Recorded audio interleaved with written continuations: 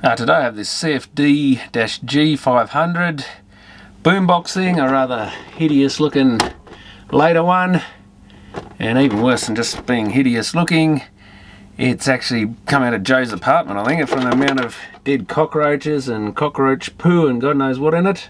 So it's a bit of a biohazard as well. It was only $5, so I thought I'd have a quick play with it, and I could see it was a bit dirty. Didn't think it was quite as bad as it was. And I thought, if nothing else, I'll pinch a few parts out of it and then chuck it back in the e-waste if it's no good for anything else. And what I found with it, obviously with the amount of cockroaches in there, it's had a bit of corrosion and stuff on the board, and there was the surface mount parts up here were really dirty and damaged. There's a bit of flux where I've cleaned around it with some metho. Didn't make any difference though. What it's doing is, when you press the play button on the CD, it seems to do the same thing as the stop button. When I'm hitting some of these radio buttons, I'm getting like an equalizer thing come up on the, and it's actually changing the sound of it, coming up on the little LCD display at the front. And yeah, I did, after doing something with it, I actually found that the negative tune button actually gets it into radio mode, but it wouldn't go into radio mode at all before. It does go into line mode, power button works, but basically we've got something up with the key lines here, which I suspect is to do with that corroded area on the board there, because that's getting in around where some of these key lines are, I think. And yeah, looking at those numbers, I think that is correct, that it is in that area.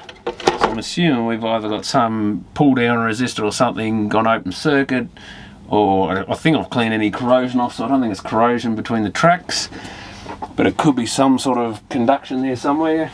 So I wasn't even going to bother doing a video on this one, but since it's got like a key line fault, it might be worth just having a quick learn on it to see what you do. Occasionally get issues with key lines in various equipment that'll cause either buttons not to work, or like in this case to do weird things. So I did print out the circuit of the relevant part, and it looks like all these three control boards are sort of joined together, which goes with the fault, which is the buttons in here doing the wrong things, depending which. I think some of these other buttons also, if you press them, the volume still works, but they all, I think, do what this sound button does. Some of these other CD functions or something were doing the same thing. You get this little, like an equalizer thing. It looks like it's showing that it boosts the bass and treble, or it boosts the mid.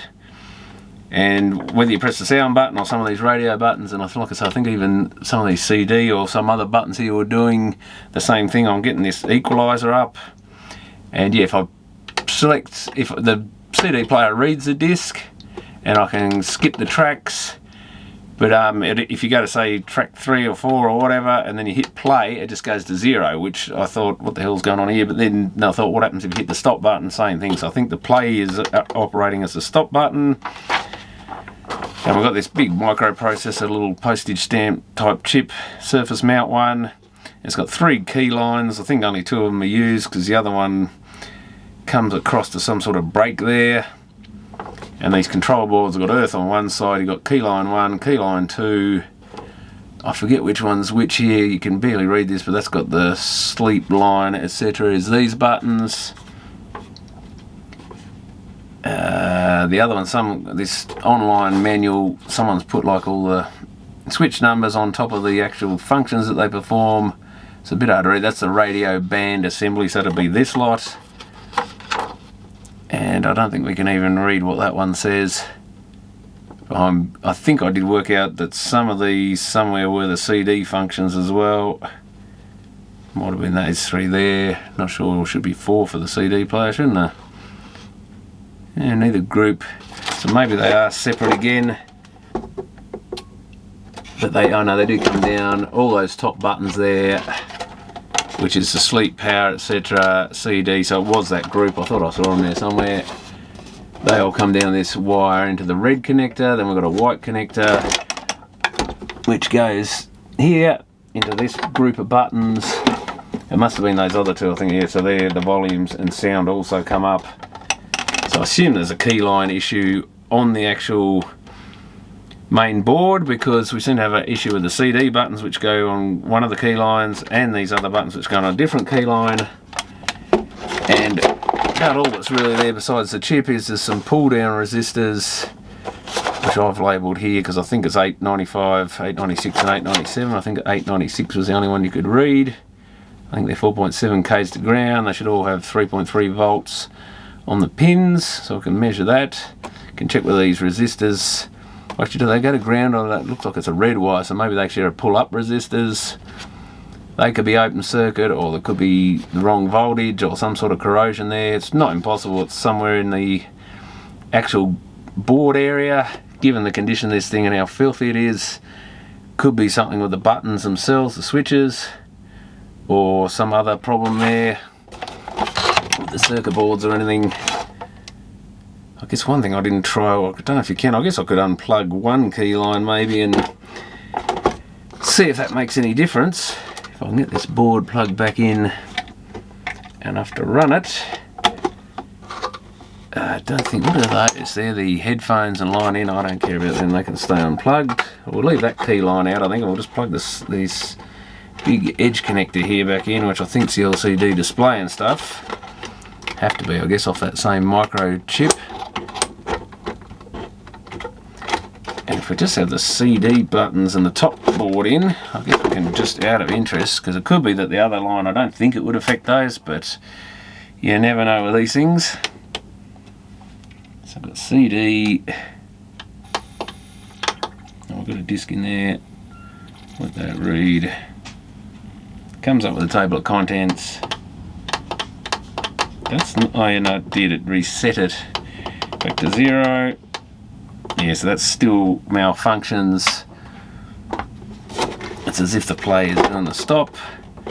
I guess the other option is we can unplug. That's right, the whole socket part comes off the board, as is often the case with these little ones. The plastic part of the socket sticks to the plastic part of the plug and just slides up the two pins.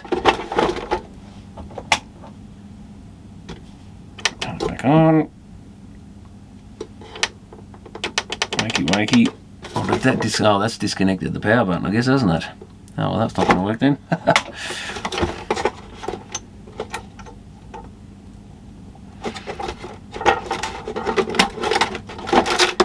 So we can't do that line disconnected. Should have thought of that. So the next thing I was thinking is, are any of these resistors related? Ooh, 828, was that one of them? No, 895, etc. it should be. So the pins on the chip are pin 40 something, I think. Of course, it's a bit hard to read on this, but we're getting towards the corner.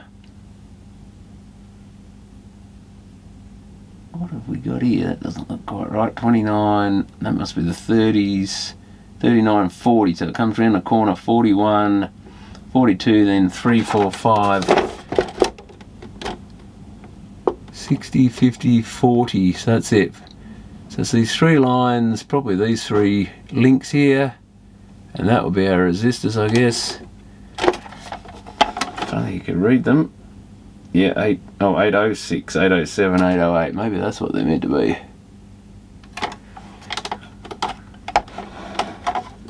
So three lines, got two pins. Yeah, then those three lines, I'm pretty sure the three links there are the ones.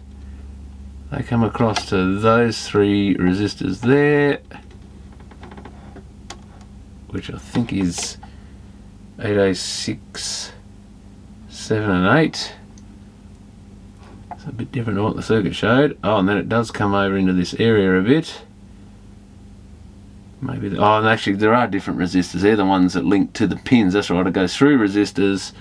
Then it comes to those pull-up, pull-down resistors. There's 896. So that's one of them. And where does the line go from there? Must go somewhere. Looks like it ends. Can't do that. R878. So where are we? We got those three resistors. That's one. Maybe that's just a link. Oh yeah, okay, so that's probably just a link. I'm thinking it's going through a resistor there. It's a link. Then it comes back possibly to this link here. Oh, that might be the one that goes nowhere. There's an, oh yeah, test one. So that's the open circuit one. That's the one that's not used. I still can't help think of some of these components are more than likely faulty, but maybe that's just a furphy to make me look at that area. And then we come to this little thing, which looks like it goes to ground, so that's not much good. That's R8875, I think. That one comes across, it's that second one, I think, comes along. It looks like it actually bypasses this connector. I would have thought it'd go up it. So, hey, well, that's all the LCD connections. Oh yeah, of course it comes across here, of course, to the keyline plugs. We should be able to just beat them out, would be the easiest way. I think I might even get rid of the main unit out of the way. And we'll do a few static tests. Such as the resistors. I mean, it could be this chip, it could be anything. You wouldn't know when there's been liquid and other filth and things and corrosion. And where are those links? What do they look like? I did give this board a quick scrub down. Those three there. Yeah, not the best, but I don't think there's anything conductive between them, but you never know. I guess we can measure the resistance between them. Ooh, there's 10k there. Whether there should be, I don't know. And 10k across that one as well.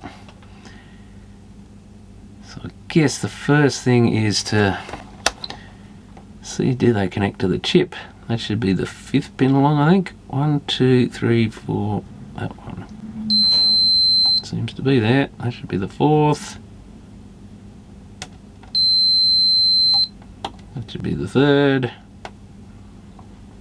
If it don't seem to be making the easiest connections, but yeah.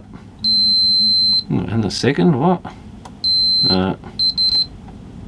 There's just a resistance to that. So they come across here. They go through these they resist. I think they might be links, those things. No. Hard to read what the symbols are on them. They've just got like a 0 on them.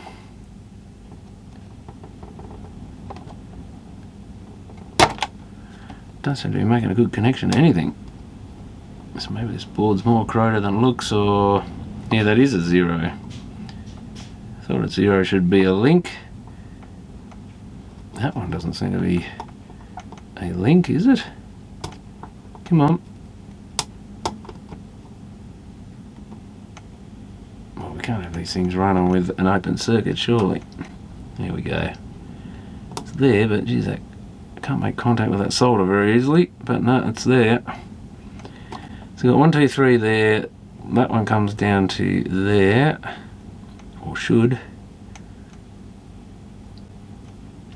Next one should go to that thing, I guess. Yep. Next one should go to that thing.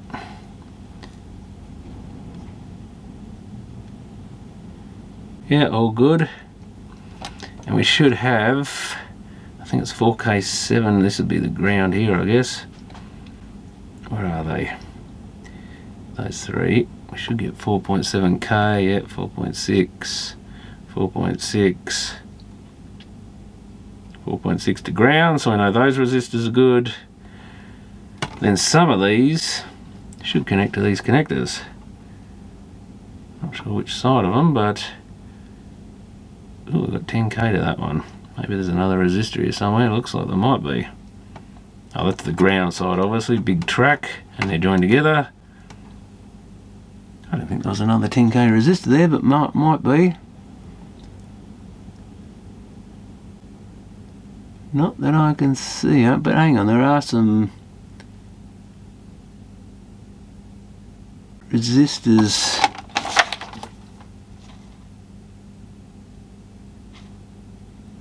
Supposedly off those pins, but it doesn't say what they are. So let's go to the other side, I guess. Still 10k. 10k. That's 10k to each. Ah, okay, so that's that resistance we were measuring. So that one definitely goes to that point. Not making very good contact with the solder. So So that one goes back there, the other one will go back to, I think, the middle one. Yeah. It shows there's often more than one circuit or resistance or whatever connected to these things. Come back. Yeah, so they're all connected, so everything on this main board seems to be fine. I don't know what all these other grotty things are, but I think that was that bunch of little R846 parts down the bottom here. Yeah, they're these little components here. But look at what R846, wherever it was, is, where do I see it? R846 1K. Makes it look like it's R8461, but anyway, I think that's a 1K resistor, which I don't think's related. There's a diode. I need to clean that area up a bit, it's pretty dirty still. Wow, somewhat. But yeah, I think those parts are all still connected, but you never know, something there could be open circuit for just from the corrosion, but then again, maybe not. Does it have anything? That's just ground. That is almost looks like record 5 volts. I don't know about that.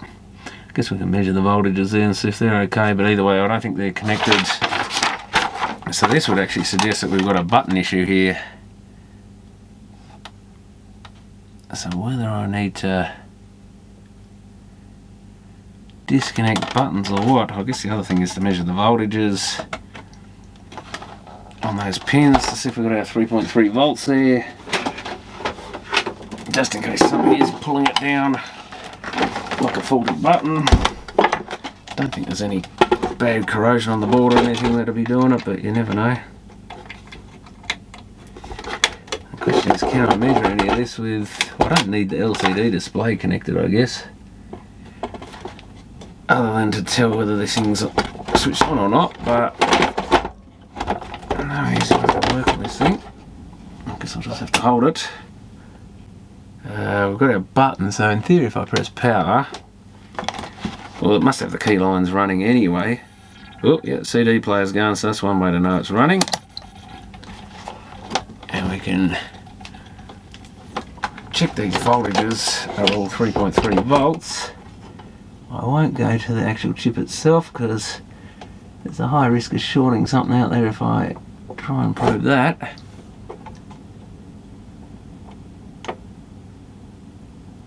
Wakey wakey, 3.3, 3.3, and I think that was the other one, 3.3, so static testing, all looks good.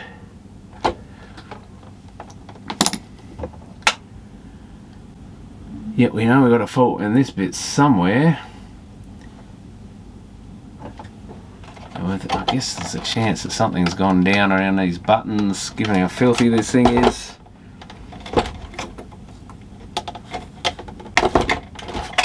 So again, we'll go back just to the main bit. Oops, there goes the CD.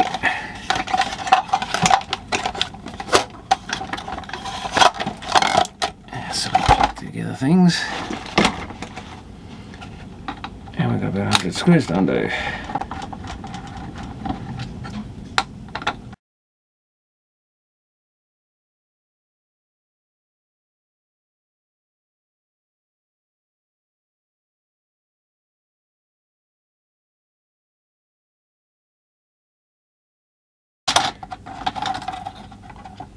Yuck, yeah, definitely a filthy board.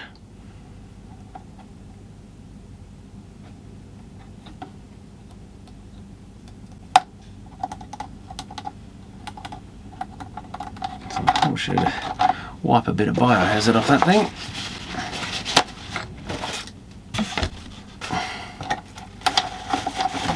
Yuck. Gross as. I guess the other possibility could be something to do with that chip's not getting enough power or something, but another reason to check around these 5 volt lines and stuff, I guess. But anyway, let's check these switches out and see if there's anything obvious at all.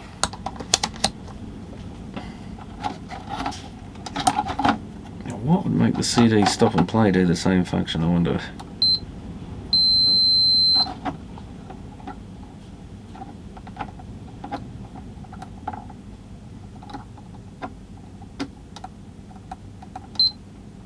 Is that switch even working? I wonder if the contacts are high resistance. That's what seems to be the case.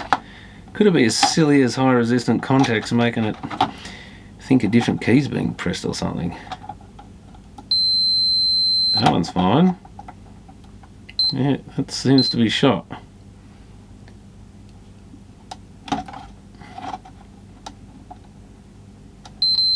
That'd be a new one. I don't think I've ever had high resistant contacts in a switch, but it goes to show there's a million different ways these things can fail, basically, different fault modes and stuff, so it'd be interesting if that's the case. That seems alright. Can't remember which other ones were playing up, but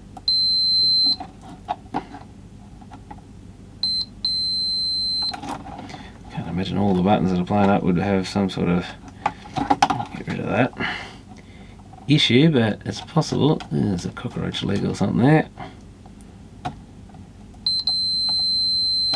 Not nice.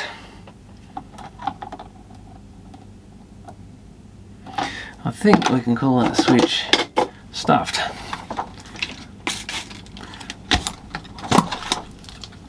It's just weird that that switch would do something. Yeah, it hasn't. Normally they just fail and they don't work. But this one reacts to you pressing it.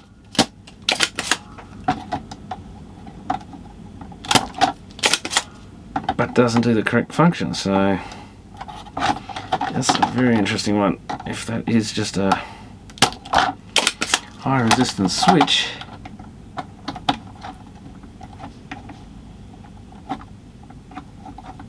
of course they bent all the pins over, but that does actually reduce the chance of dry joints, I think. Now, do I have any switches like that one anywhere?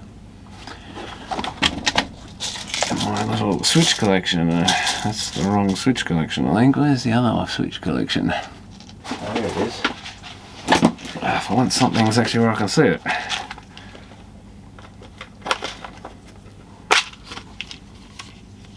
But these are a bit different. They're only 2 pinners.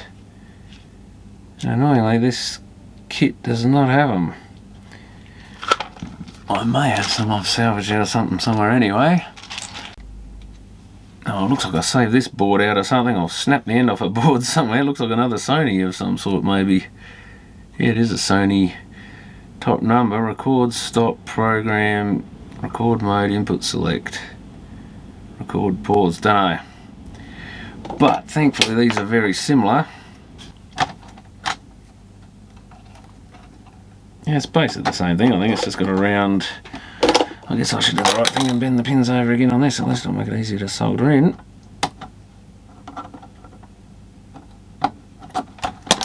So that hopefully will get our CD play working. I guess we can put a couple of screws back in here and see if those buttons function again.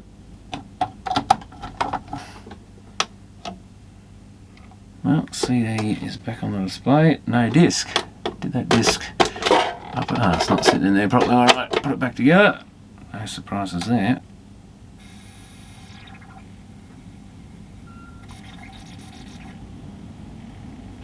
Yeah, it's read the table of contents. Oh yes, we've got play. It says play on the front. Whereas before it just went into stop mode. Have we got some volume? The volume's not doing anything now. Oh, because I've disconnected it, haven't I? There's always something. That's on the other little key line connector thing. So it looks like it was just a simple button fold in the end of all the things, but I don't think I've ever had a button that caused, or a switch that caused the function to, yeah, the pressing it to do a different function. I thought this might be something a bit more interesting than that, but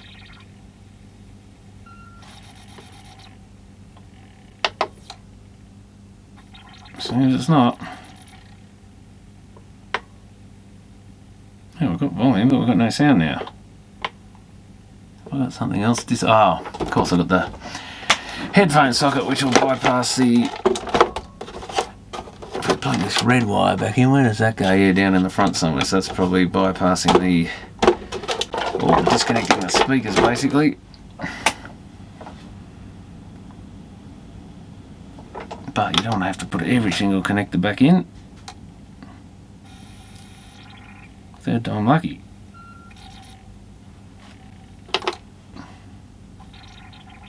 Come on, read it. Still no audio. Maybe the other plug, the white one, is the one that really... In fact, I can see what's going on. We've actually the auxiliary, I was thinking the auxiliary would be the other connector, but it isn't. The auxiliary goes in a separate wire back to the main board. So these other two, the red and white, must be like amplifier out is one lot and speaker in is the other, or something along those lines. So where does the amp...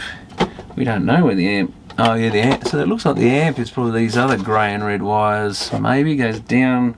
Why would it go down in there and then come back again? I don't know. Only Sony would know that. I can hear the speakers click a little bit there, that's a good sign. So never make assumptions about what the connectors do.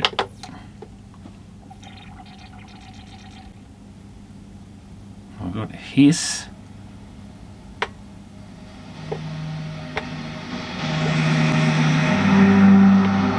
I'll turn it up a fair way to get anything. Well, maybe that's normal. It's this power drive woofer thing. Lights up this outer ring. Though to be fair, I don't think the woofer's working either, because it doesn't make any difference. Not that you probably get much woofer on this bit, but can we skip a track? CD's taking a while to run, so that's probably not real good either. I'm surprised it's running at all in this condition, but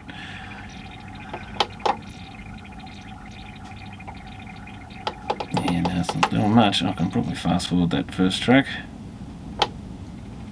Yeah, I can skip through a bit. Such a long intro.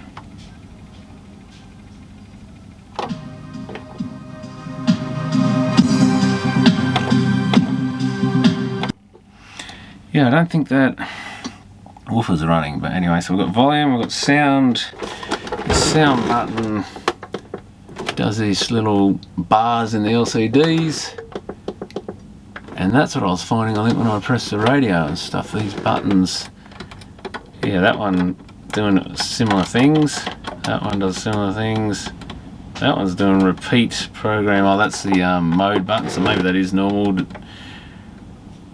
does it say? Oh, shuffle, repeat program. So that's probably the functions for the CD. I think if we press negative there, we do get the radio up.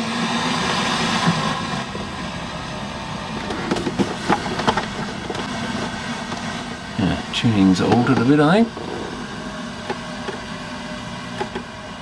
That's annoying because I can't tune it upwards.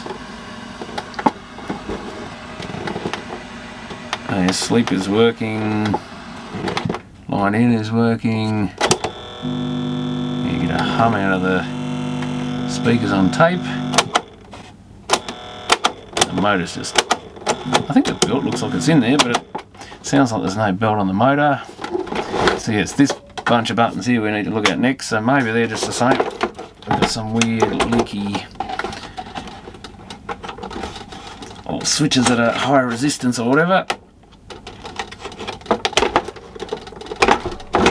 and aren't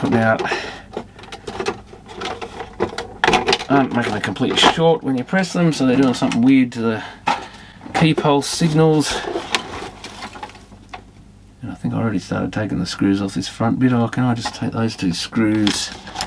I think we may have to remove the whole front to get to this, but you never know, these might just slot out. I mean, Sony are pretty good at making their designs good to work on, but not always this sort of stuff.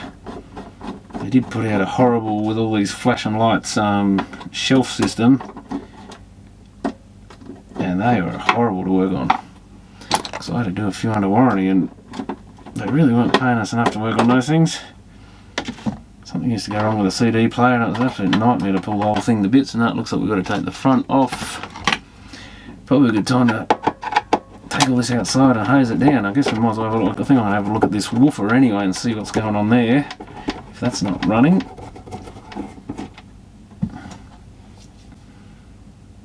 And yeah, there's still more dead cockroaches in there. Well, look at all cockroach skins. I don't know if they grow and shed their skins, but something disgusting like that. But not that I think I'll keep this thing anyway, but it really wants hosing out, I think.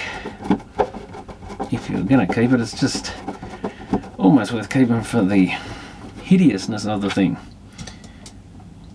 There's a bit of an era where they made some really weird looking stuff.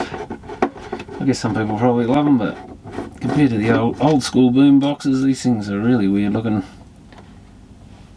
But I guess I've got to change with the times a bit. Yeah, the other half of this was stuck. I had trouble getting it. Maybe it's actually got a seal around it, that's probably why.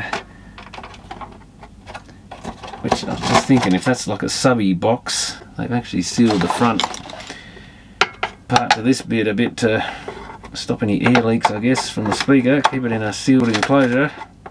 Well, there is a base port on the back, but at least keep the front parts sort of relatively sealed, or maybe to stop them vibrating or something. This tape.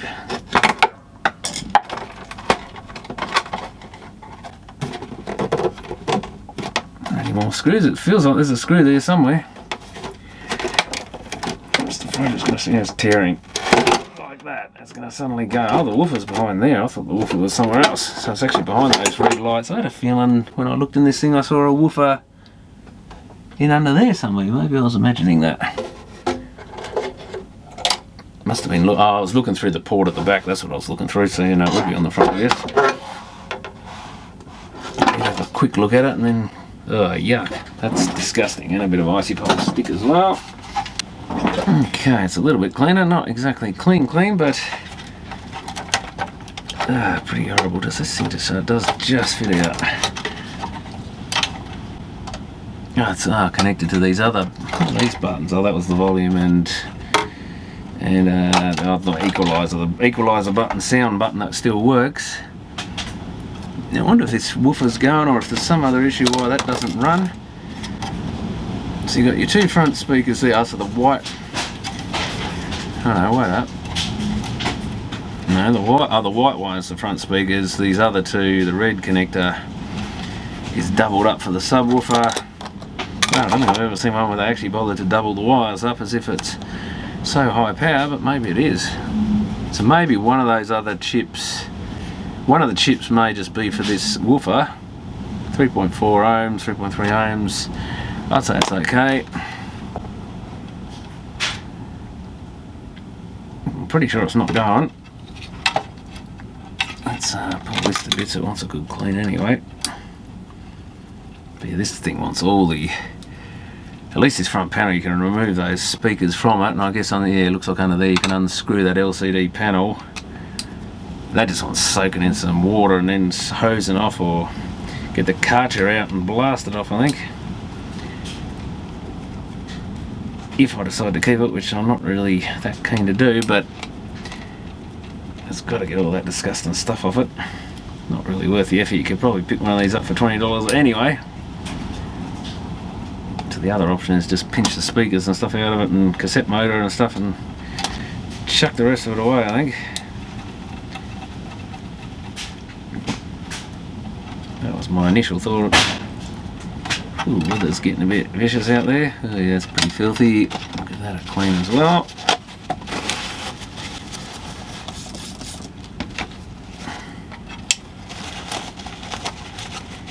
I don't know what conditions this thing would have been in. Who the hell has that many cockroaches running around? I mean, I can't imagine anywhere's that filthy, but I was just trying to think it was in some sort of factory or something, but I don't know, some people are pretty disgusting. I think this one should have really gone in the e-waste, but it's not till you open them up that you really realise what they're like.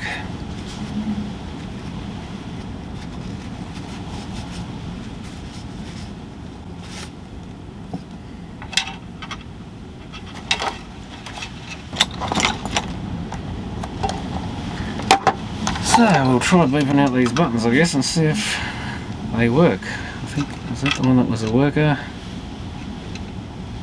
Radio tuning down. I can't seem to make a connection at all. Yeah, that one's iffy by the look of it. That one doesn't seem to do anything. Assuming I'm making a connection to it. That one flashed something up for a second. I can't really make a good connection here. No, it's basically open circuit. Yet it was doing something. Yeah, that one's high. This must be the tuning down one then. Yeah, that was the only one that functioned. Probably should really change a lot of them, I think.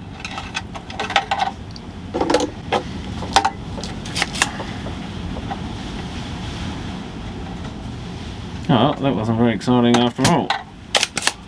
If it's just simply faulty switches, it does explain kind of the weird symptoms, because normally a key line will work or not work, or it'll, sometimes if you've got something across the key line or something, it'll think the keys, like, you know, keys pressed all the time, that'll just lock it so it won't run at all. Or you get buttons that just don't work. But interestingly, these key lines seem to detect partially working buttons. Some of these didn't seem to measure much at all, but they were all making the equalizer sound mode thing come up. Don't think any of these buttons failed to work. That's the really weird thing about it, because that would normally put you straight onto it and go, oh, well, that's a faulty button, it's not doing anything. So who knows, maybe these key lines operate a bit differently to the usual. They do keep changing things in this technology, and so you get weirder and weirder symptoms sometimes on what are just common faults, or should be a common, well-known fault. I guess what I might even just take a lot of them out, and if that many of them are faulty, you might as well assume they're all on their way. Okay, so I've got this all put back together with new buttons under these ones.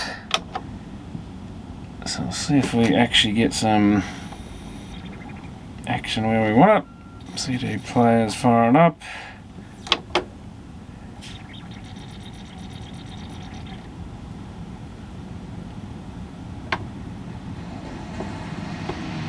Yep, CD's working. Preset buttons there are working. Volume up, down. Sound gets that graphic equalizer thing up. Ah, radio band goes to radio now. Yeah, we can do the tuning now. So instead of coming up with these effects, which is what these buttons did before, we can now tune it.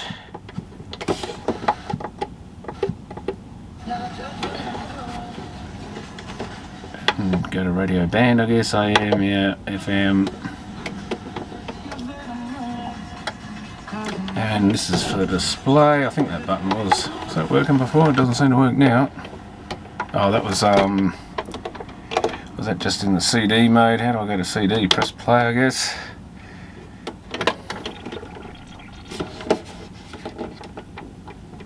Oh yeah, this changes all the display to positive time, time remaining. That goes straight to radio now. And we want band FM. The issue of this woofer, the lights come on, so the button's operating.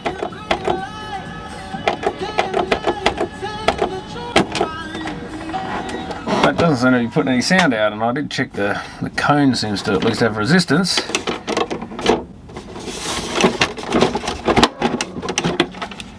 So we're going to find out this red connector here, where that goes. Disconnect this front stuff, I guess. obviously this bunch of wires here is something to do with it. I don't know if we've got 2 amps, 2 stereo amps. We've got a 4-way connector there, and this goes off. Some of the wires go somewhere else. They come across, yeah, some of them go across to this other amp chip here. That looks kind of like we've got 2 channels maybe there. Yeah, and these 2 pins are soldered together. Those are on the same track. So I think this amp chip here is our subwoofer amplifier. This one here is just the other one. I think they were the same chips. That's the stereo one. So we've got some issue over here possibly, or something in the wiring, but you would assume it just comes up that plug and straight onto that other socket.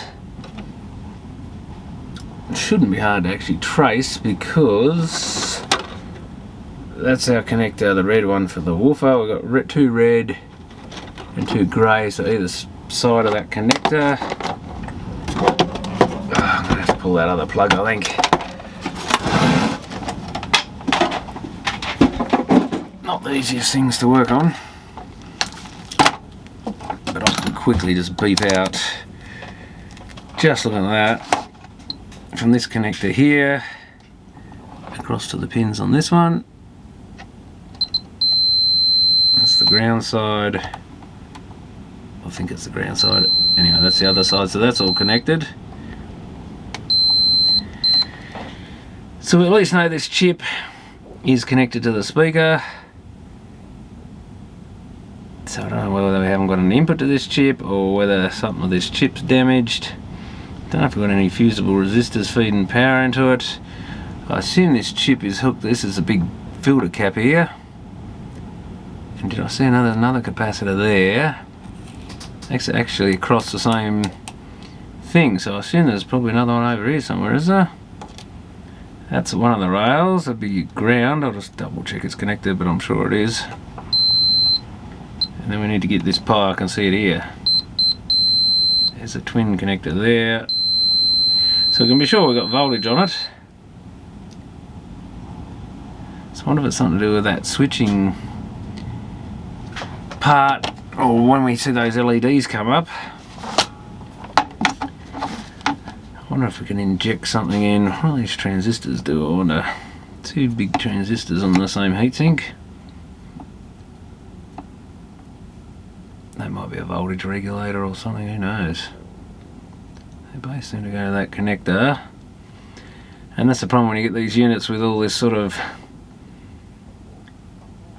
damage to them, is anything could be at fault, but it's probably going to be corrosion.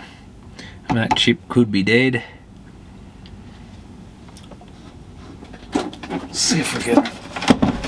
Looks like we're going to have to go back. I almost feel like pulling the power transformer out of this thing so I can work on it easier. Because otherwise we've got to keep plugging this connector in and out.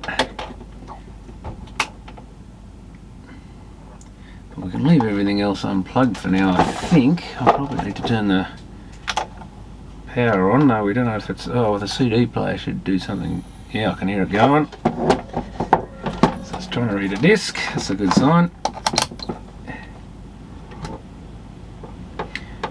I guess we can double check that voltage and stuff. What do we actually have there?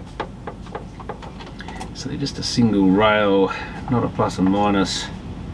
It's about 14 volts. So I guess it makes sense because I think it had 12 volts worth of batteries, it said. Well, that might be the way to work on it.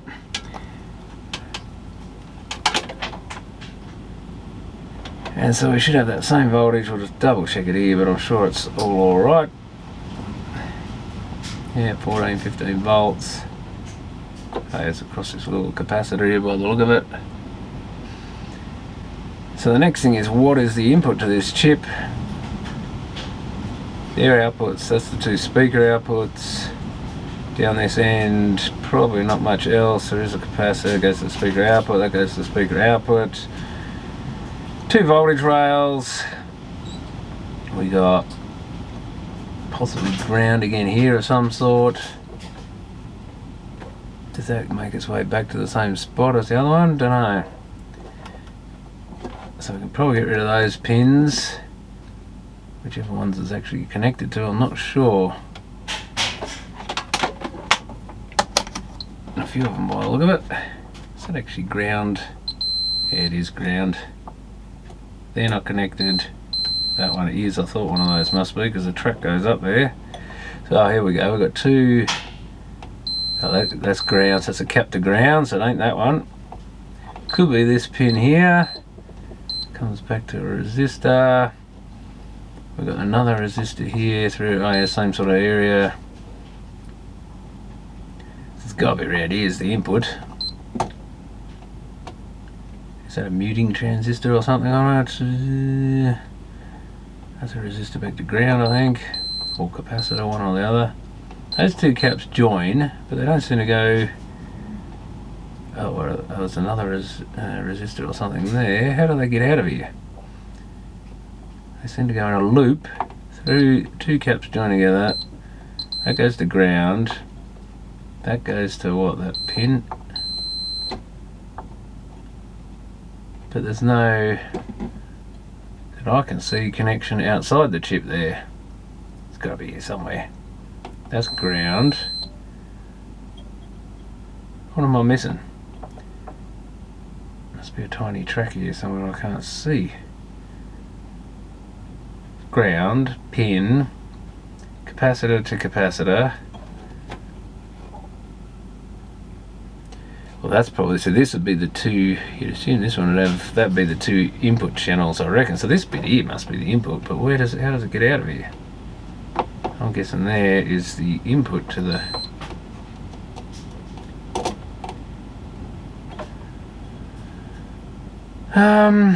that's down this end.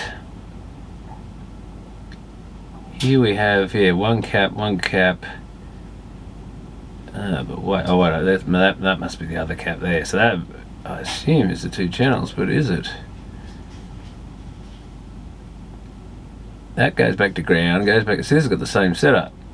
A couple of caps, via various stuff back to ground. Ah, here's one of the, so one of them comes in from the other side, but this has got a big earth pad here. Is that an input? It's got to be, surely. Back down here, so I wonder if that's a couple of, or a muting transistor or something. Comes back over here somewhere, and I think it's these tracks going up here. Well, I'm none the wiser. I might have to get the circuit for this part.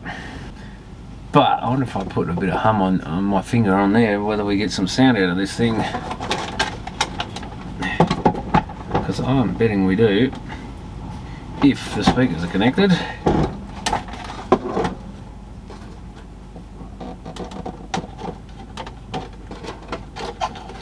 In theory, yeah, because that's, yeah, okay.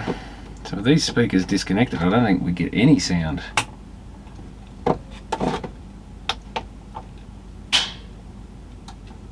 CD player's going. Dead as. So that chip could be blown. Yeah, I can hear those click when the power comes on. See, if it doesn't even click, it makes you suspect the amp chip's cactus. Shouldn't really disconnect that while it's running, but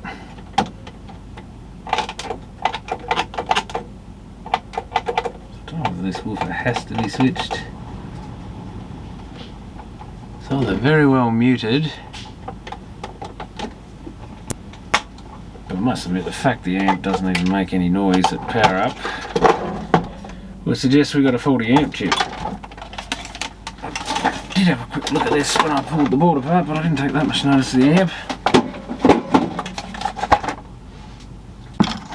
So only 3 screws hold the board on. I think it had the same chip on both sides, so I could always swap them, I guess, and be lazy and not do any proper fault finding. So many connectors in this thing. Oh, that just goes to the front now. I think there was another one with a CD, wasn't there? That's it. Ribbon cable underneath.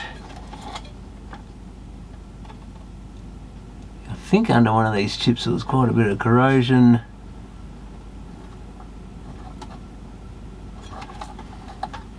That's the one, I think. And they're both, what are they, BA5417s.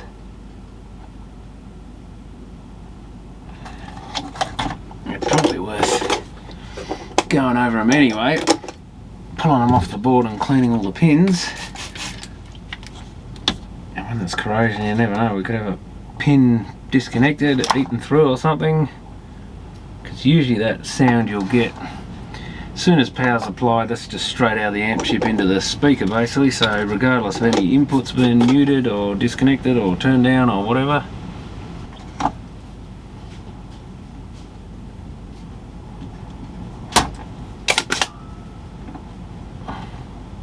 Might even disconnect both of them so I can give them a clean.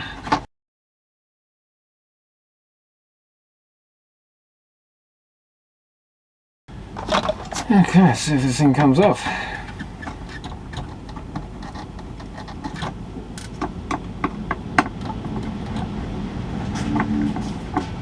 Wind's really getting up.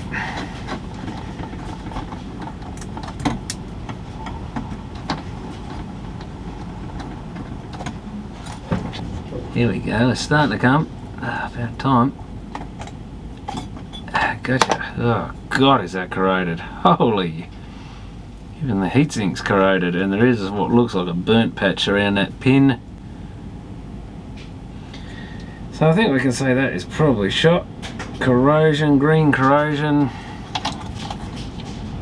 Absolutely disgusting.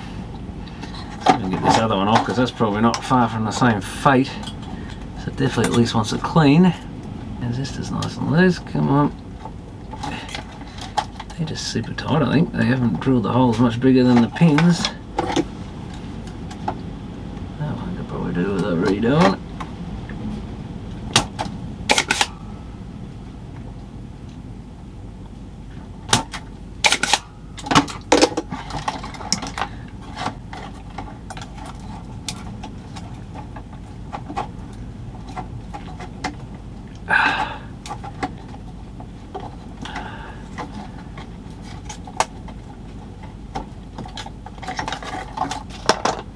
Yeah, that's pretty disgusting behind the chip. I think those chips weren't taken right off. And the lid's on the other one, not too good either, so it's had some liquid in here by the look of it.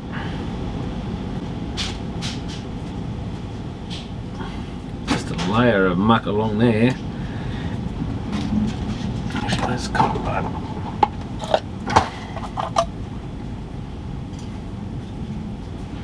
There's actually a lot of corrosion, lumps of corrosion off the aluminium there by the look of it. That's disgusting.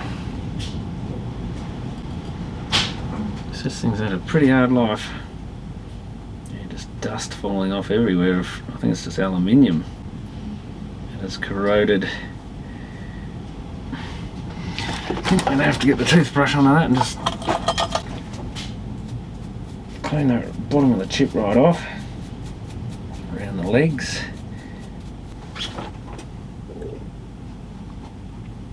And I might even swap that into the other channel, I guess, and we can see if that gets it going, because I wouldn't mind betting money that's our issue here. Especially there is a bit of a blackened mark there, which is usually a sign that the chip is probably blown. Given all the corrosion and stuff, I'm a bit surprised if it wasn't.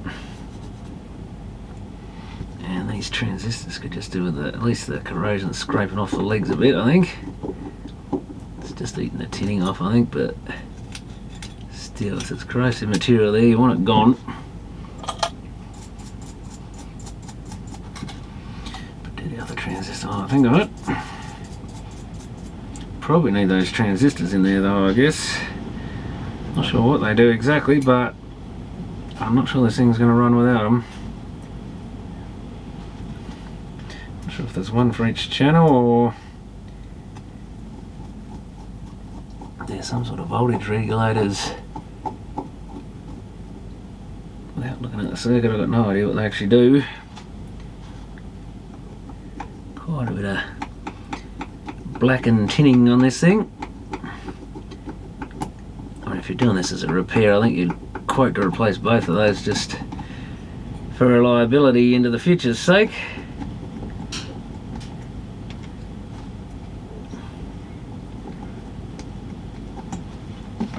And definitely wants another go with the cotton bud under there, because there's obviously some liquid's been sitting there.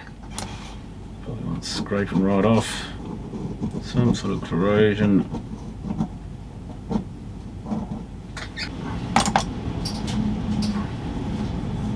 Okay, let's power it up.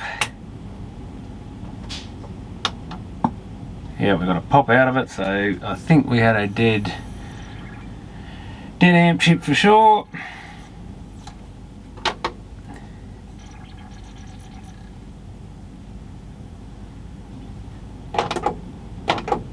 Oh wait, we're going to turn the volume up, I think. No. Oh, don't tell me still I've got a woofer. I can hear it clicking. Why have we got no audio out of it?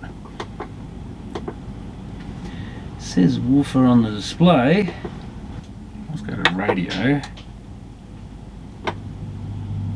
Oh, we've got some hum there.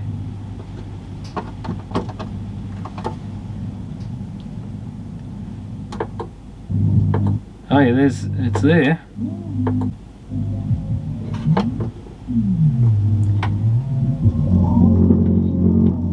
Horrible.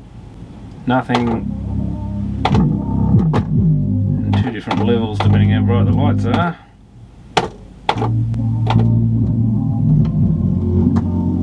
So I'm just wondering if we've got no... the beginning of this CD is probably the issue. It hasn't really got any bass. So we've got a CD player that doesn't really work anyway. I bet the laser ain't the cleanest. I'm impressed, given that the buttons are knackered and stuff on this, that the CD laser isn't completely shot. I don't think the lens is dirty, unfortunately.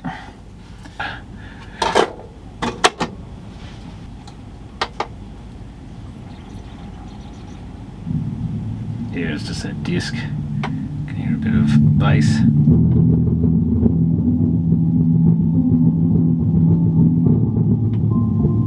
Certainly down at the low frequency end, and they've killed off all the highs out of it.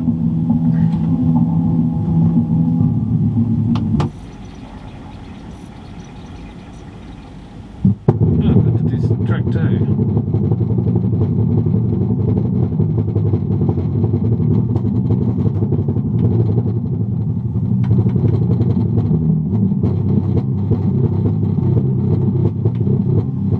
So we've got a good working subwoofer there. But at least that proves the point that amp chip, that BA5417, is definitely dead. Plenty of corrosion. Like I say, once you see a black mark around the pins, you know it's probably not going to be any good. The CD player isn't reading the best. Cassette player, the belt's basically stuffed in it. I guess we could have a quick look at it, but whether it's really worth the bother. This thing needs one amp chip. The buttons are at least all working again.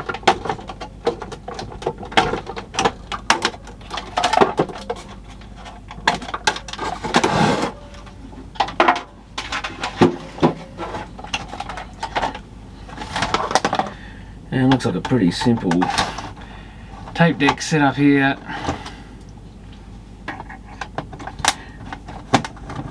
Possibly the easiest one on earth once you've got it this far apart to actually get apart, because it's only three screws. Well, look at it. I don't know if there was meant to be a fourth one. That was probably one of the cover screws, and that should be it. I think, and we might have to eject the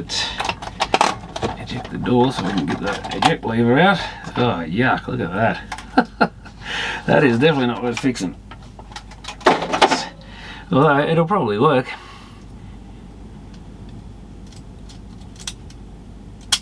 With the new belts in it. Oh, does it? Oh yeah, that's the fast forward. It's the rewind. Play. Wrong way.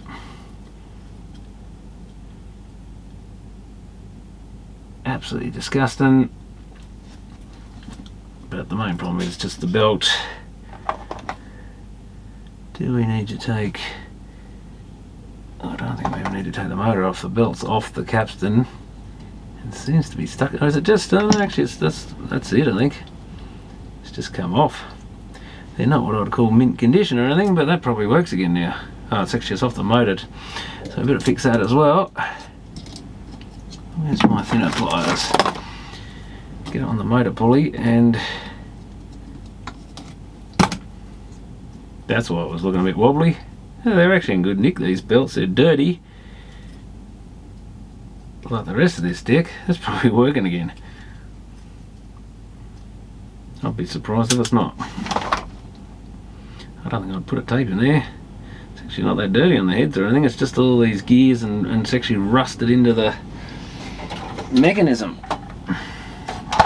But that's got to be one of the easiest mechs to get out once you've got the main unit apart.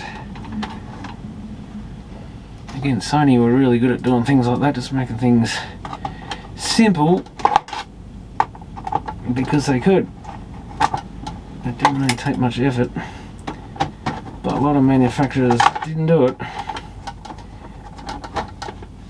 and that's why most of us technicians would tell people to buy Sonys.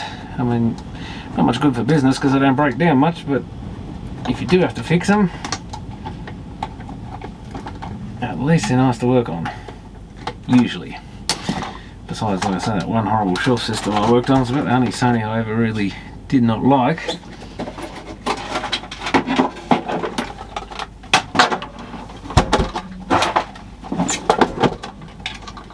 But unfortunately, as things get newer, they often care less and less about them being fixed and more and more about adding junky features and stuff. Trying to get them off the sales room floor. I guess, to be fair to them, it wasn't such an easy market later on as it was early on, and they didn't have the markups on each unit that they used to have.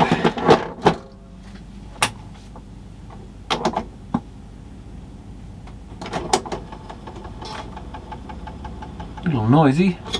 We've got take up in play, we've got rewind and fast forward, and even the auto stop works. Yeah.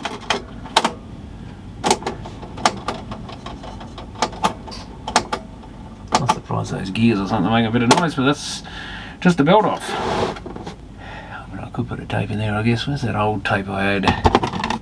Eric Bogle. I don't care if he gets messed up. Again, we've only got woofer, but even Eric's got a bit of bass in him. So that's about it for this thing. I guess I just got to decide whether I pull all these things apart and clean them. I'm half tempted to just pull the transformer off the bottom part. This top bit's not so bad. As far as muck goes, because everything's dropped down onto the bits below. I mean, it was mainly that circuit board was dirtier. This actually isn't that bad. But it still probably wouldn't hurt to give it a proper clean, especially like it needs cleaning around those tape buttons. That's disgusting, and there's a bit of grot along the front and stuff. I guess really I should have a look at that CD deck too and see if I can work out why that doesn't work, or as well as it should. With this front, you've only got to take the speakers off, take that bit out again, and there's a transformer sitting under there with a power. I can probably slide that out, chuck the front grille and that bit in a bucket of water or something, let it soak, and then, like I said, probably even get the cartridge or something onto it and just blast whatever's on there off it. Might as well have a quick look, I guess, while we're pulling this thing to bits.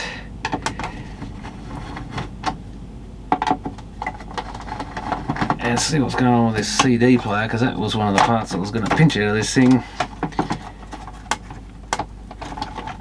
Because it doesn't have to have a few CD mechs lying around. I do still have a couple, but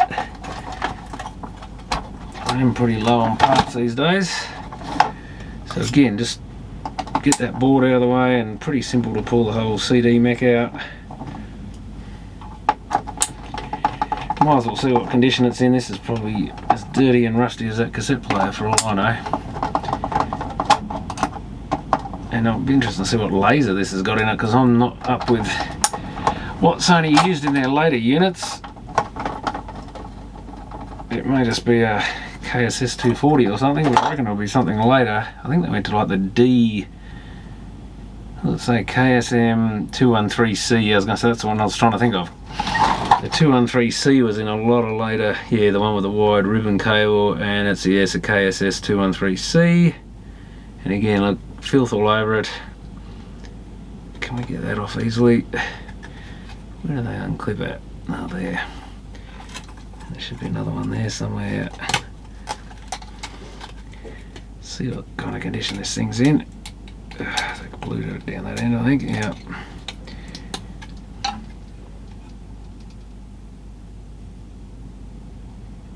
The laser does look like it's got something up with the lens.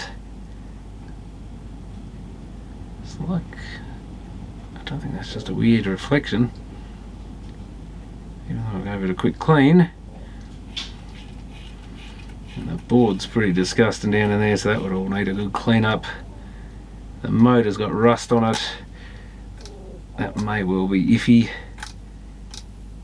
Doesn't spin too badly. Probably need to give that a dab of oil given the sort of environment it's been in. And I would say definitely give that a bit of a lube, because it's got your muck, you can see, pushed up to one end now that I've moved it. So possibly with a bit of a clean up and lubrication she might go again. I'm not sure if that's what's stopping it getting to the later tracks or having trouble reading them. Yeah, there's just some muck still on there. And some of these lasers, stuff does actually fall down in them. How do I get this to clip off? So you can actually remove this cover, lift the lens up, and get a cotton bud down in there to clean the top of the prism. And that often gets them back to life. It was a common thing in the PlayStation 2s. I worked out you could actually repair them just by cleaning the laser down inside it. Otherwise it was, you know, you'd just quote for a new laser. Normally you think the laser's gone in them. And I think I fixed a couple of DVD players, Samsungs or something, same way. Oh, there's the clip. Because they had a great big gap in this thing around the lens. The lens is just sitting there with a gap straight down the sides to the prism down the hole there. I think this one's fairly open. Oh no, there's the hole.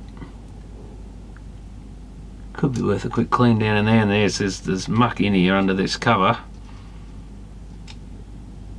Muck all over everything. That's probably a bit harsh for doing a laser mech, but I'll just give that a quick wipe off. And I think we're just going to squash these down a bit. Bend it. Probably should have done that before I put my fingers on there, but anyway, before I put the metho on, but you can get them down. That one doesn't feel very deep. Oh yeah, stuff coming out of there. That's a sign that there's muck down in there, and that just, if that's blocking a bit of the light or something. Oh, I should have bent that lower. But if you've got lots of dust in the unit, or cockroach poo like this one, it pays to get down under that lens. I think I got it all. And give that a clean. Ugh, disgusting.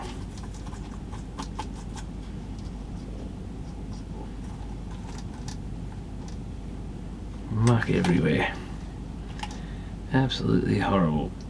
Don't think there's too much on there. Doesn't need to clean the platter though. Just make sure the disc is sitting on it flatly, or flat, so it's not wobbling around too much, because any wobble and stuff will make it harder to read the disc.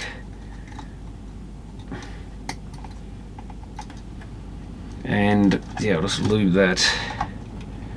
I was going to put a little dab of oil on that filthy thing away. Put some light oil on the... I can probably almost get that right in there, can't I? Just give it a slight little dribble into that motor. That's already spinning better than it was. Pretty sure it is.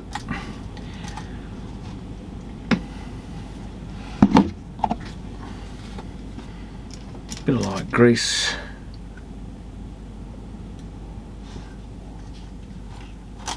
On the slider bar thing there. Rail or whatever you call it.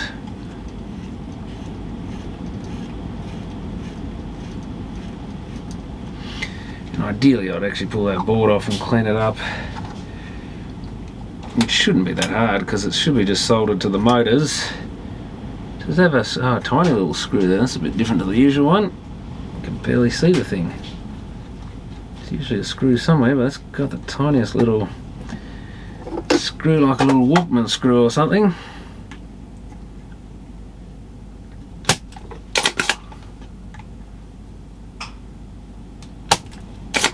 And it's simply a matter to desolder these two motor terminals on each of the two motors.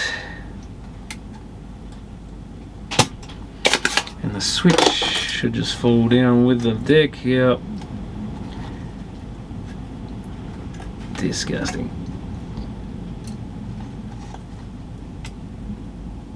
Let's pull that out. I think I'll take that old cable off. And we can give that a quick clean. Maybe just use a cotton bud or something.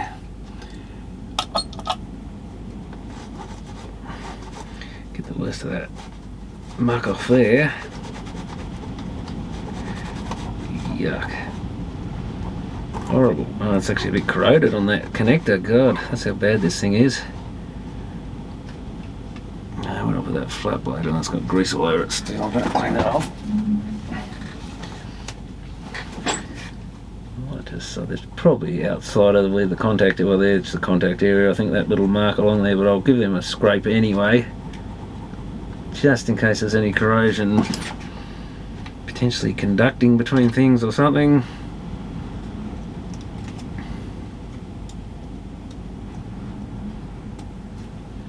Bottom of the laser should be pretty good. That motor's got muck all over the side of it. I guess we'll give that a quick clean off for the hell of it. That motor's still pretty much mint condition. That connector's a bit filthy. Guess in a way I wouldn't have to pull that out just to check it.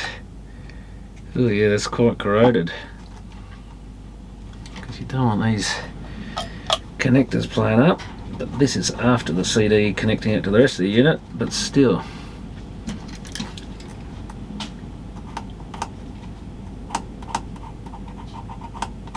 Just give it a bit of a rub with the screwdriver because it should remove any potentially conductive bits, as well as brightening up the contacts so they'll make a better connection hopefully. But I mean, it could be corroded on the inside of that connector. And then it's just a matter of getting the toothbrush and giving it a scrub.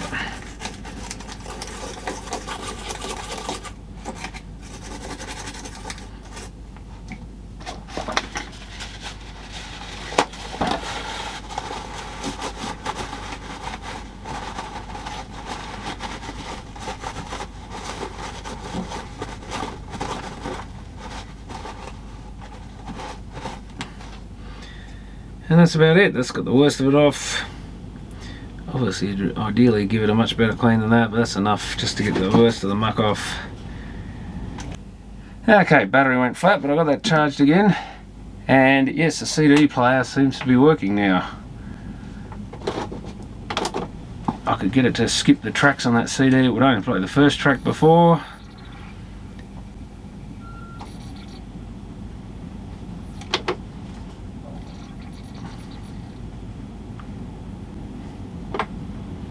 Oh yeah, we're still in woofer mode, aren't we?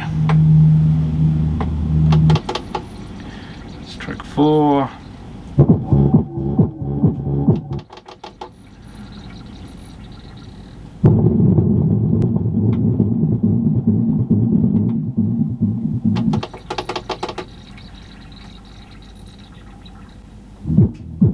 track 12, so we're getting towards the end of the disc here somewhere. How many tracks has this got? It's got 18, 19, heaps. If it'll play that last track, it's probably working pretty well, so it seems to have got it going. Yeah, skip test seems to have passed. Goes back to where it was, so it's working pretty well. Probably got a pretty good laser in it, maybe.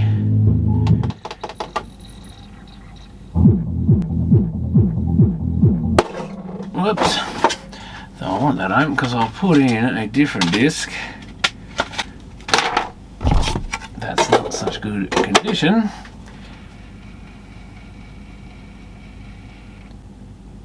When it gets back to the start, you forget how slow CD players are.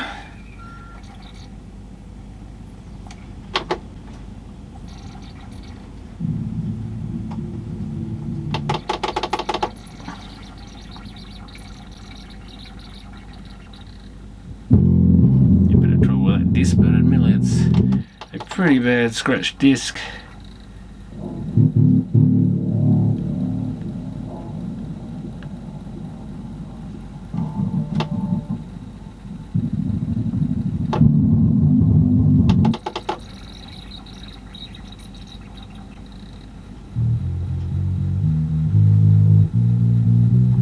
Yeah, it seems to work alright.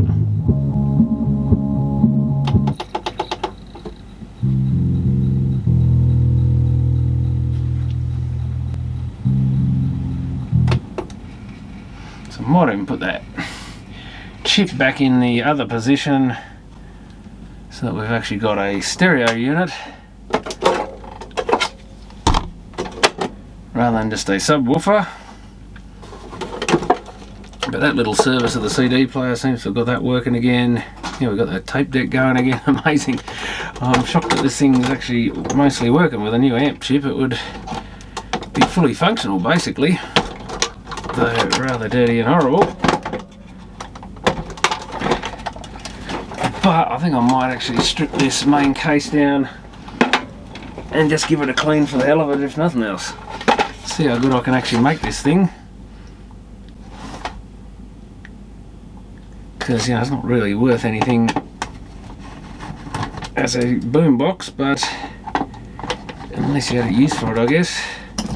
But it's not collectible or anything, and be a long time before it is, if it ever is. I guess one day this will be old enough when it's 50 years old or something to actually be kind of cool and rare and interesting.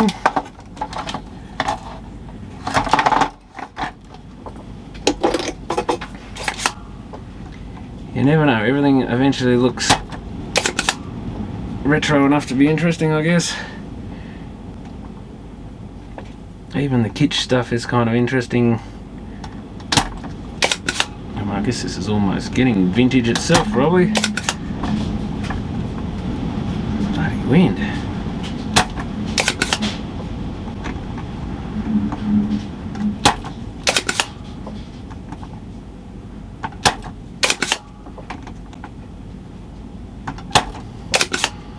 Yeah, it still smells pretty horrible, this chip. Or maybe it's the solder on this side of the board, I don't know, but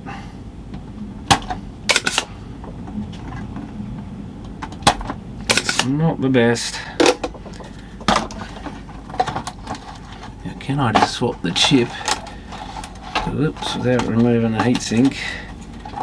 Should be able to, I would think. Should really give it a good dose of new heatsink paste while I'm at it too. Since we kind of wiped some of this off, and it's a bit dried up anyway, I think.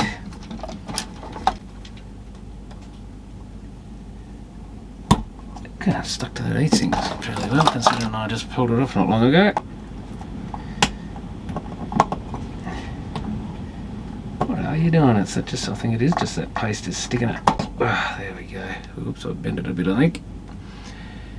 Always a risk when they suddenly let go like that. That's the problem with having the holes so tight around the pins. But yeah, I guess ideally this chip really wants disposing of as well. And replacing. Where's the cotton bud? I'll just wipe the muck off there so there's nothing no foreign matter underneath it.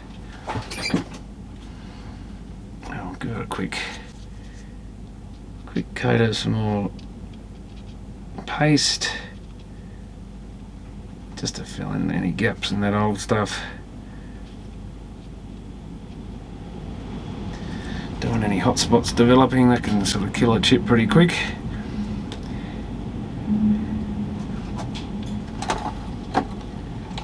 Well, at least if it's pushed near its specifications anyway. Which, if you're repairing these things, you've got to assume the person owner likes to crank it up loud. Since I own it, that's never likely to happen with this thing. If you're lucky if it gets run at all. Nice one to put a capacitor there right in the way. So I'm going to go in on a bit of an angle. There should be a nice bit of that paste come oozing out as you get it fully tight.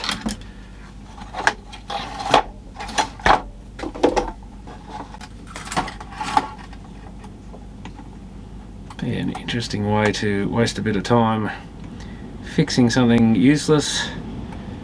Well, maybe not useless, but fairly worthless. But it's always interesting to see how resilient electronics is, because it's amazing what can be repaired. Even though it looks like it's well and truly beyond it, and in economic terms it was, it's not exactly worth anything much, but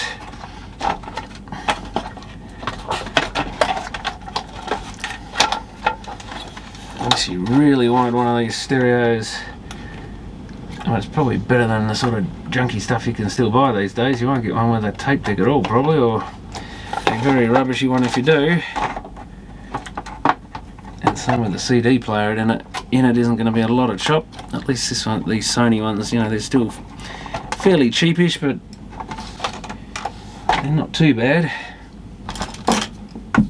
So I think I can sort of screw that board, put its 3 screws back into it, because I hopefully won't be pulling that out again unless I really decide I want to buy another chip, or I score another chip somewhere and want to get the subby going, which is pretty unlikely.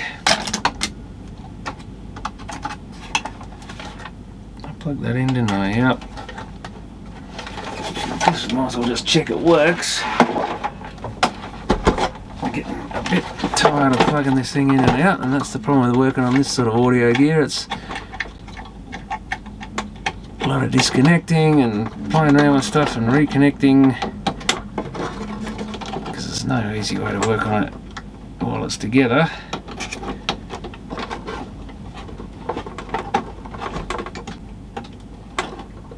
And yes, that's potentially damaging some of the connectors if you're not careful, because you use them so much. Okay, let's see if we've got our main stereo bit working again. Oh, took the disc out, didn't I?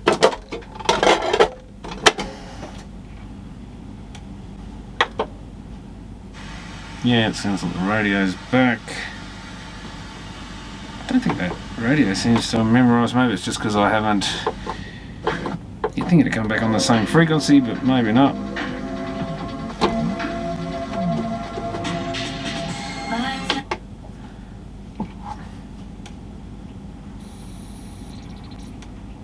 Guess I should... it doesn't have presets, does it? What a silly... Another one of these silly things with no presets. Oh, no, it does. Oh, preset? Maybe it does. Oh, memory. Yeah, no, we must have. Must be why I was going to say, surely this thing would have FM presets on it. Or radio presets, generally FM and AM.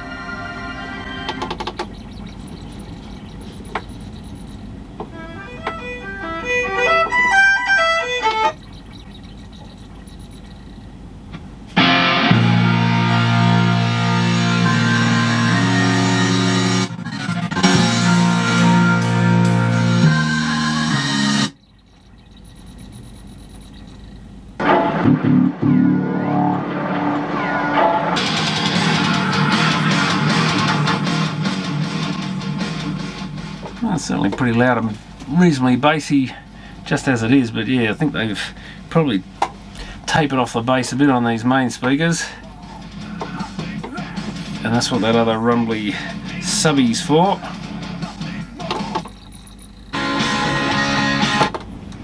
That's alright, so let's go back to radio. Should be on the same frequency. That button's sticky, that's right. Cool, that might have worked. FMO 1 to memory. Maybe gotta hold that a little bit. You hold it a little bit. FMO preset starts flashing. Set it to 2 because the other one's on 1, and press it a couple of times.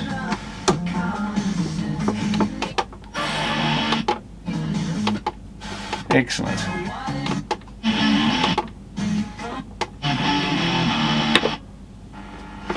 So that's working.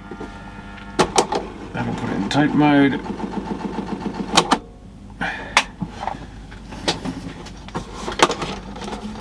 And yeah, I guess we'll, now that I know that's running, take the CD out.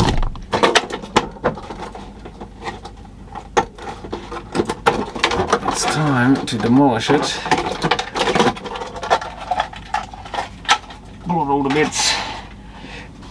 And give this thing a good clean out, I think.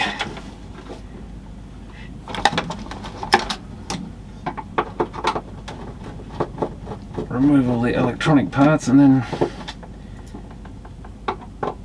give it a good spray, soak and spray.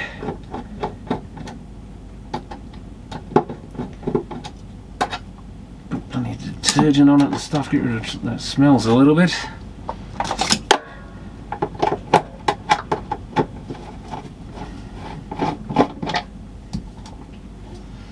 And yeah, it won't probably be the most reliable thing on earth with all that corrosion in there unless you change both those amp chips. So what do we got? We got a power transformer set up in here. That should bring all the mains power socket and stuff with it, hopefully. And then it's just all that's left in here is the battery connectors, which won't care too much about getting wet. Pull this cable out, all that tape.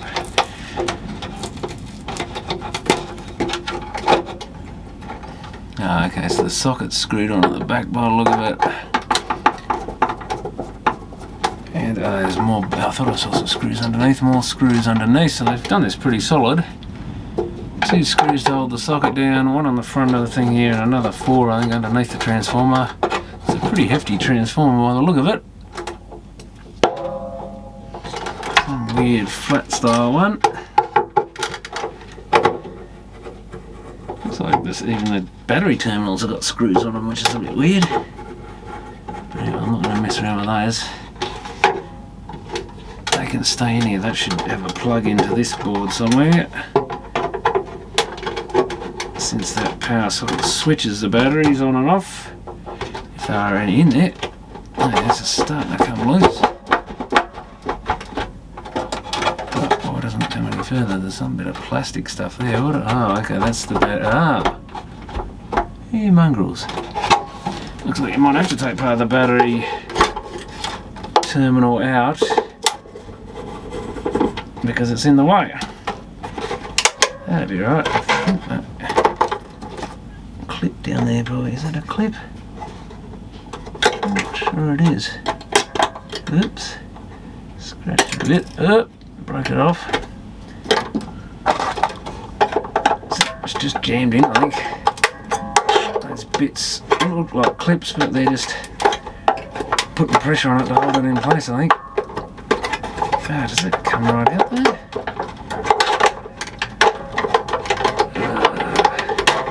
Bit of a weird. Okay, now we've kind of got it loose. That probably wants a good clean as well, but where's this? Obviously going to get this wire loose and find the plug on it, which is on the end of the power board here. And then pull that out. So get that out of there. There's a little plastic piece glued in here which probably has to go as well. And that's covered in filth. And this here just comes out. Of course, we've still got the mains cord connected, not the smartest thing to do. Get in there. So that's basically ready for a blast and a clean, or a soak and a... I wonder if I should take that battery terminal out and give it a good clean as well, but it'll come off. As long as you don't leave it wet for too long, it's not going to corrode anything. That needs a bit of a clean up. This board's going to need a little bit of a clean up. Yeah, odd looking power supply there. Power board's in pretty good condition at least, not dirty, just a bit of muck on this plastic. So that's easy enough. And then this, oh, I've got that board loose already, haven't I? Because I need to check that. Except it doesn't want to come out in a hurry. And this time I might as well take the other board with it. It looks like that whole bit around the board comes off, or you can just unscrew the... I wonder if I should just unscrew the board. Give that plastic bit a good blast of cleaner. Makes more sense, I think. Lots of these little screws everywhere, and there was a washer type one. Was that off the power thing, I think? Yeah, it just doesn't feel like it's pressing it all that well. It's not that bad.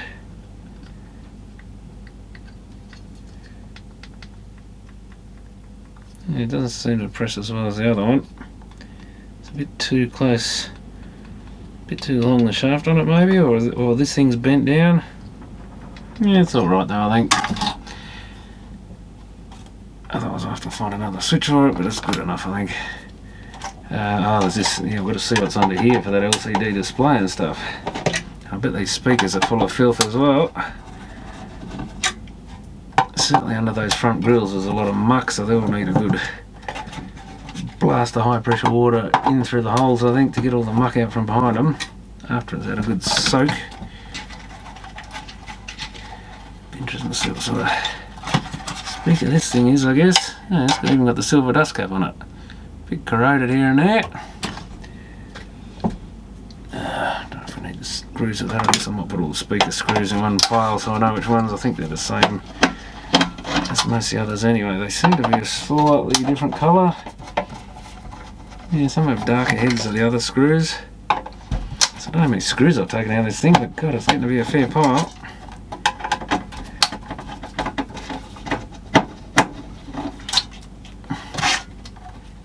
Yuck. Still could be worse, I guess. Hopefully that just brushes off.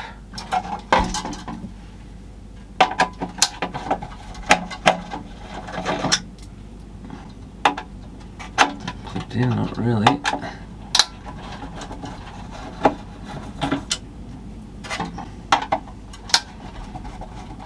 Yeah, these are quite good sounding speakers, but I sound it, so they're probably worth pinching. They're only rated at 5 watts at 3.2 ohms. That's interesting. Does that woofer have a rating? 15 watts, I think that says. So it's probably, yeah, probably combined 10 watts or something out of one of these chips. Yeah, 15 watt at 4 ohm. They want taken out and given a dust. Probably shouldn't put all those magnets together. God knows what they'll do, but... And... we're going to take off. Oh, actually, do we have to take... I think we're going to have to pull all the bits. You can unscrew another bit further down by the look of it, so...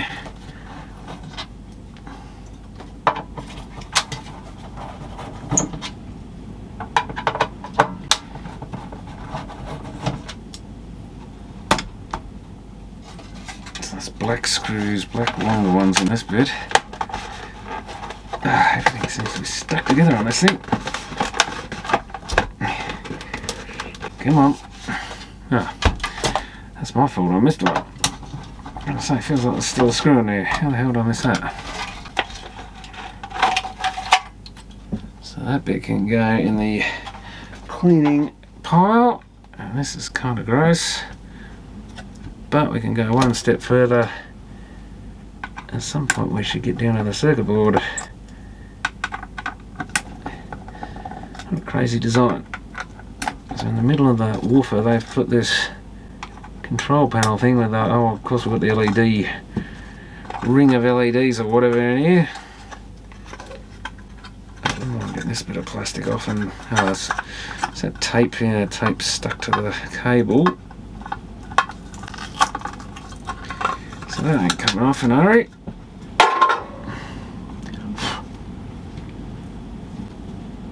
So what the hell lights this up? Is there LEDs? I can see something down in there. If I can at least get this LCD display off. Oh, there they had some LEDs. I can see the symbol for them. So there's a bunch of LEDs around the edge of this. Must just go into the plastic and spread out. Is that a bit of a diffuser thing? Oh yeah, it's like a clear plastic with diffuser, or just maybe just white on the back. Yeah, they go edge light, or actually just in front of it, and somewhat into it, I guess. And there you have it. That's how Sony do that. I've got a remote receiver there too, so it's not surprisingly, I guess it's made to be remote controlled as well. That cable wants to clean, these bits can be cleaned. I've seen that, yeah, that drops out. So at least that can all be cleaned up properly. It's actually not that dirty, this bit, but still. And probably only once everything's been utterly cleaned will it get rid of a bit of smell that it has to it.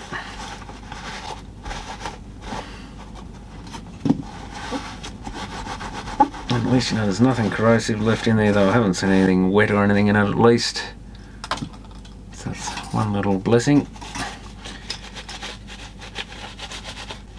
So whatever has been in there hasn't been in there for a while, I don't think, thank God. But yeah, that's just disgusting. I have to get rid of as much of this muck as I can.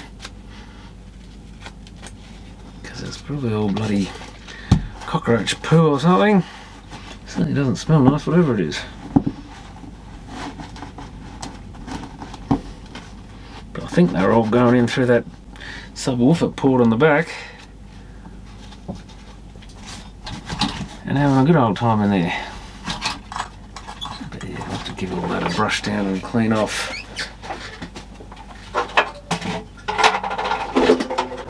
Let's get this hole in the back of it here. Clean it out of the way. But yeah, hole going right through there. It's got a couple of little slots to stop a mouse or something getting in there, but ain't going to stop a cockroach. But I'd hate to think what sort of a place the owner of this lived in, my God. But anyway, that'll do for now. I'll give it a clean up and maybe add it to my Boombox collection, just as a bit of a novelty. But at least it's all sort of running again, besides that amp chip. And yeah, I don't know if I'll bother or not. It's not like it's something I'm going to use anyway.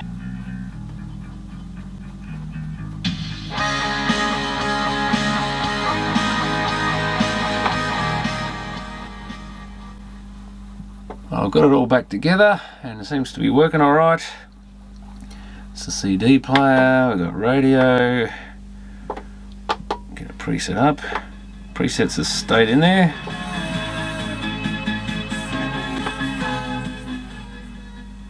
So I gave all the case a complete blast out with a Karcher pressure cleaner. Didn't get rid of every single bit, but got rid of the worst of it. Still got a few marks and stuff on top that don't come off, so it's damage to the paint. But at least it's not filthy and it doesn't smell horrible. And it's basically in working order again. So we can try the tape again. Make sure it still does work.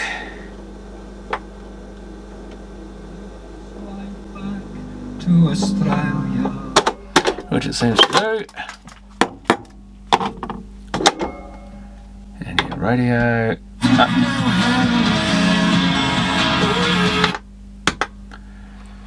Yes, the only thing not working, or basically got a broken off antenna, and that amp, the subwoofer amp chip's dead.